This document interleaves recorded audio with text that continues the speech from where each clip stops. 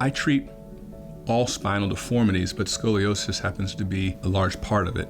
Scoliosis is simply the lateral curvature of the spine. It's that S-curve that you can find in the spine. And there are several types of it.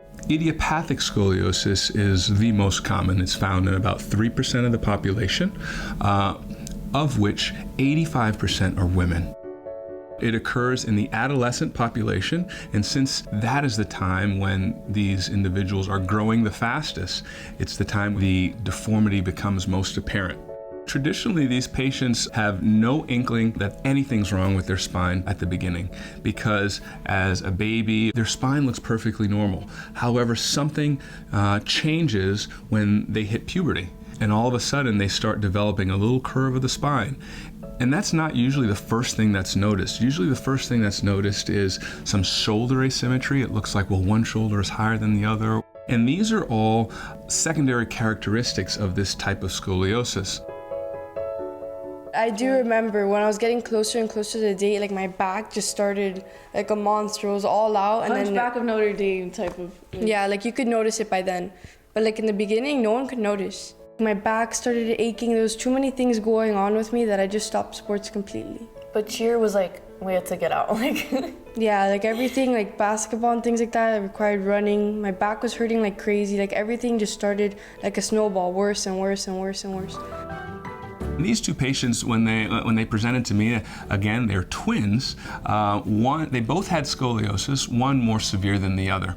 And there was sort of a balance between one needing the procedure and one not needing it as yet. I go, and then they're like, oh yeah, you have scoliosis. They check her and she has scoliosis also. But it wasn't as bad. Hers was like a degree that they were already like, okay, yeah, you mine was prepare severe. for surgery right away. Like I could have been ready for surgery the next day. When the first sister had it, the other was right by her side and was her biggest teammate and supporter during that process.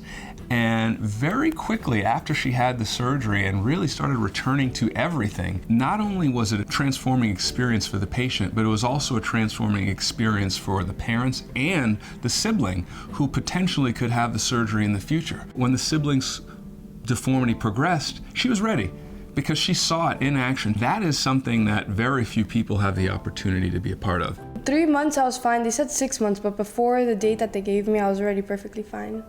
But she was almost like so happy. I was like, okay, could I go next? We look at idiopathic scoliosis as a condition that's very treatable.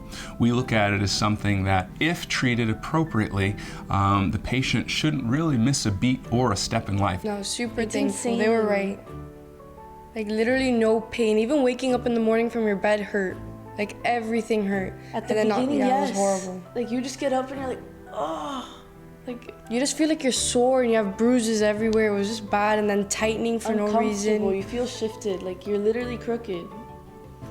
But now I wake up, Yeah, that jump off pain the is bed. that pain is past us. Like Past tense. We know a lot about scoliosis, but there is so much we don't know.